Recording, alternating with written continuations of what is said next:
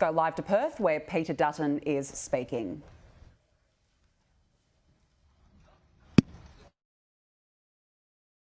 The movements of a People Liberation Army Navy intelligence collection warship that's off the West Australian coast and has been tracking very close to the West Australian coastline now for the last week or so.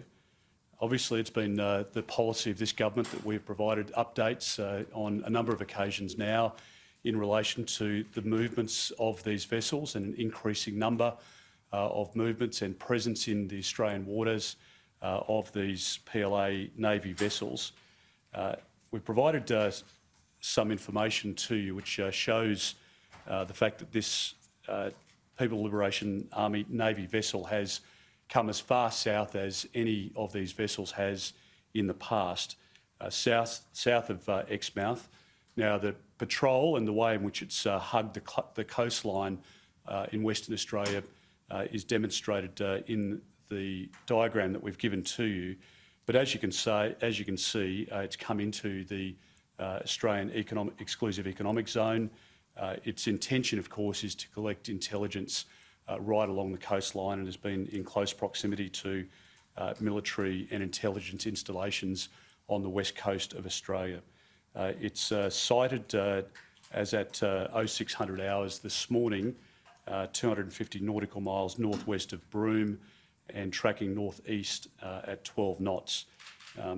It is unusual in terms of the way in which it has come so far south and the way in which it's hugging the coastline as it heads up in the direction of Darwin. So we'll continue to monitor that. We've obviously had a number of aircraft that have been involved in the surveillance of this particular vessel.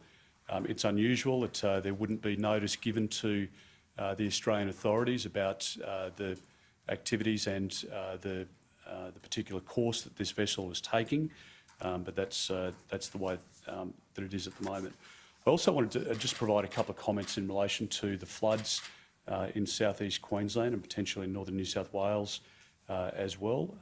We've had a lot of involvement with the emergency management people within the Queensland government, with the Brisbane City Council, and obviously the BOM have provided updates about where they see this rainfall moving over the course of the next couple of days.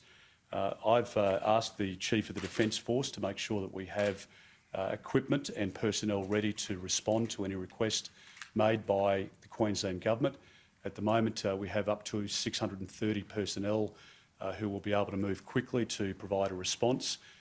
The Army and our CDF have provided direction for aircraft to be based at Oakey to be able to respond to any emergency situation, and that will continue to be monitored. But we haven't had a request yet from the Queensland Government. We've been very clear in reaching into the Queensland Government to say that we are ready and will respond to any requests that they have to us. But as yet, they've advised that no request is forthcoming, and that's where the situation is. So just say to all of those people in and around the flood-affected areas, as we know, people shouldn't try and cross any of those flooded waters. We don't want to see kids playing in areas around storm drains and other areas where we know that kids have lost their lives in the past.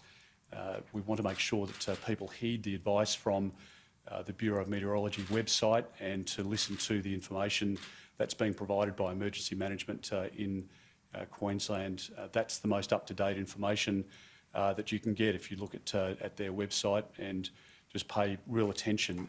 If you don't need to travel, don't travel at the moment, and this is a serious situation, particularly in many communities, and we're working with those local communities, local governments and the state government, and for our part, the Australian Defence Force will provide whatever support is requested of us.